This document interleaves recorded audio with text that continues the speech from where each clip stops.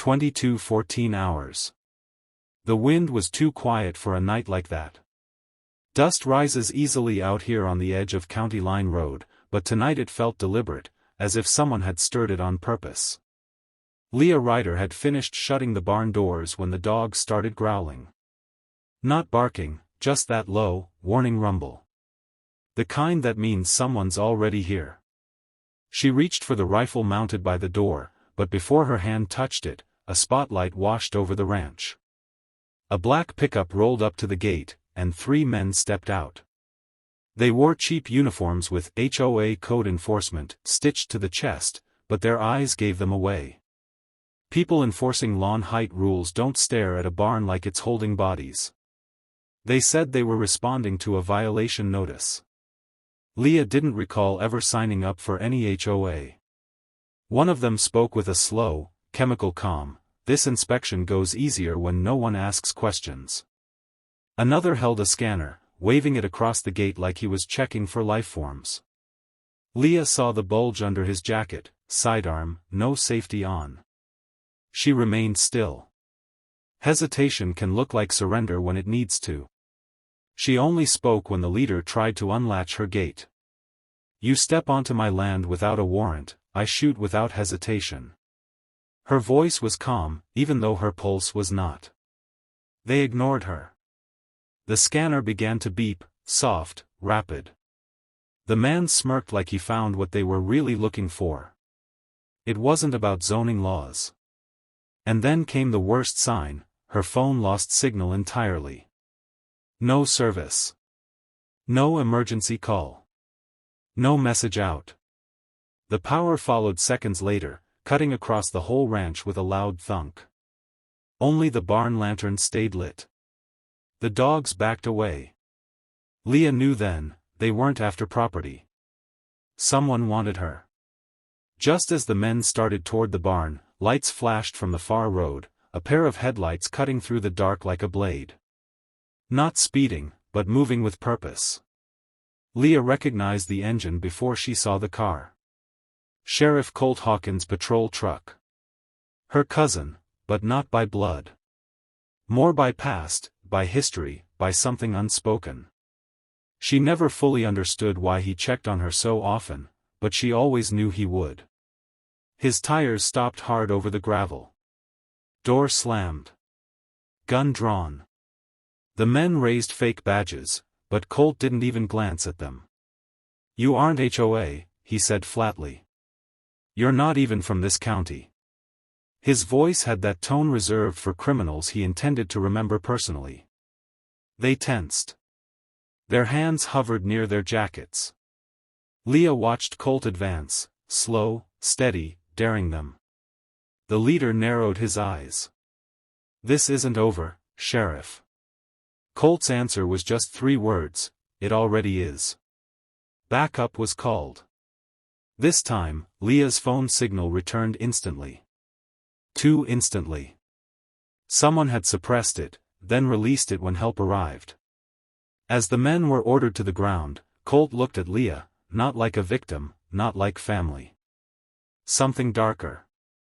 Something protective. Almost possessive.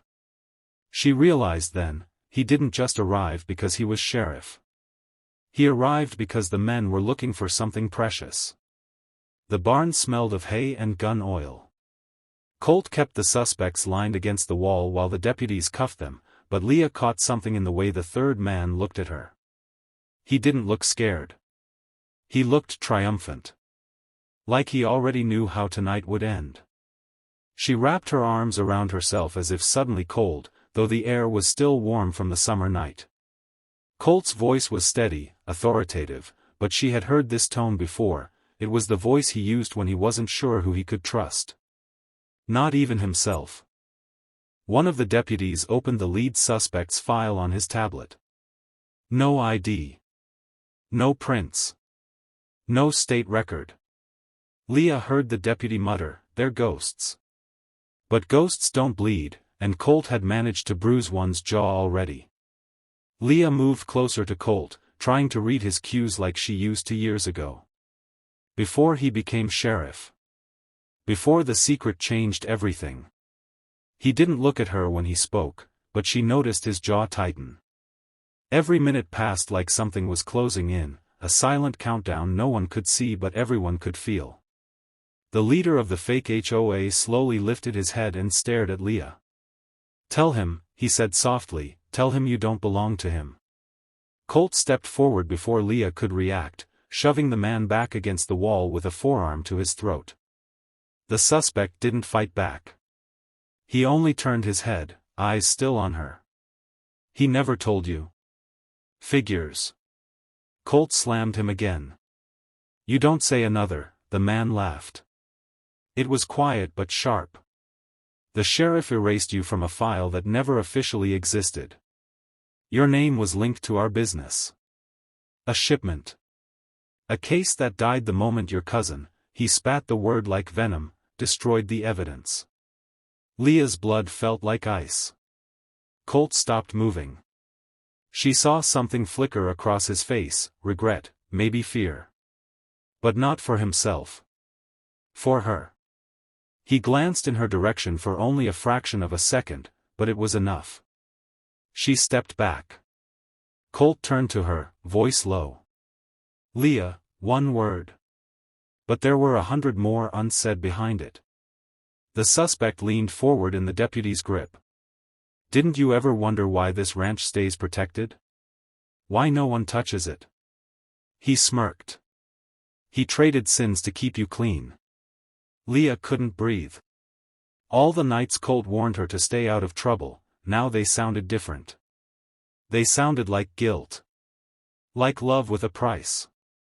She remembered how he'd watch every stranger who approached her with suspicion. How he'd patrol her property like a lonely knight with something to atone for. "So, Sheriff," the suspect whispered, "is she worth what you did?" Colt could have hit him. He didn't. Instead, he holstered his weapon. And looked at Leah like he was finally ready to accept judgment. She didn't speak. Couldn't. The barn felt like a courtroom and she was caught between verdicts. The deputies led the men away, but the damage had already been done. Something changed in the air between them, something fragile, something forbidden. Colt approached slowly. Not as law. Not as blood.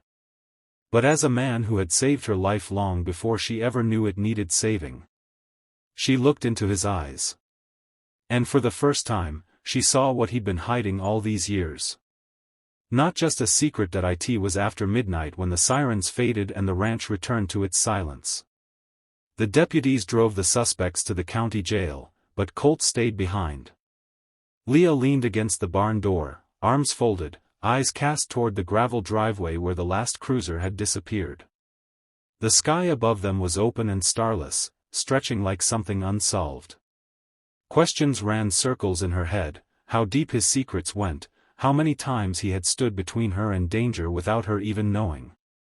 She could still hear the suspect's voice, "He traded sins to keep you clean." It lingered like smoke in her lungs. Colt approached her slowly, like someone walking into a memory they weren't sure they were welcome in.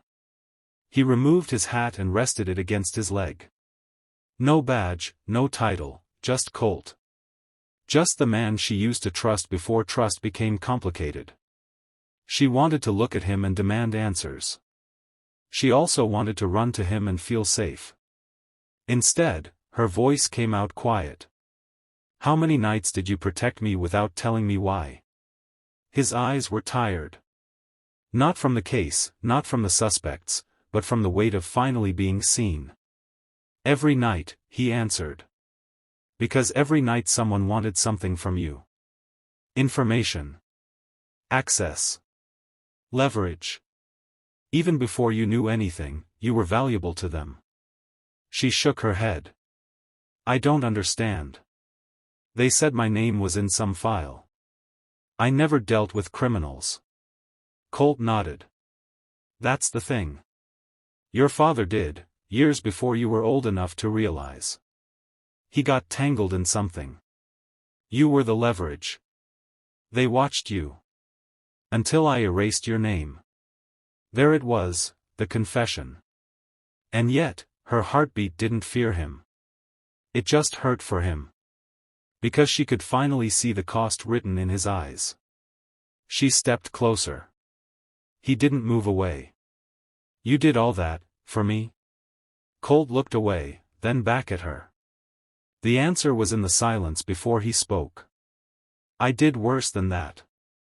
I broke my oath for you. I crossed a line. A line I can't uncross." His voice softened. "But I would cross it again."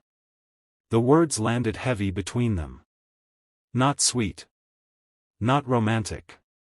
Just true. And somehow, that was stronger than any love confession she had ever imagined. Leah hesitated, and then she reached out, placing her hand against his chest. His heart was steady. But her own raced like it was trying to catch up to something it had always known but never accepted. "So, what now?" she asked. Colt took her hand gently, holding it like something he had been waiting years to do.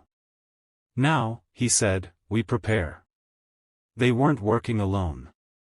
They belonged to something bigger. A syndicate. They call themselves the Roses of Crimson County. Leah's breath caught. A name like that didn't belong to petty criminals. It sounded like legacy. Like war. Colt glanced toward the horizon as if danger might already be on its way. "They have a list," he continued. "People they want. People they need." Leah felt fear crawling in her chest. "And I'm still on it?" Colt's grip tightened, protective. "Not just you," he said. "We both are." Their eyes locked. The night was colder now, but she wasn't alone anymore. Whatever came next, she would face it with him. And somewhere, in that dark stillness, love finally stepped out of hiding. Not soft. Not safe. But ready.